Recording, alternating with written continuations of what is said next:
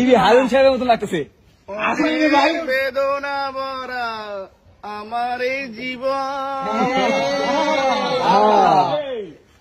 আমি আর ব্যথা পেতে চাই না।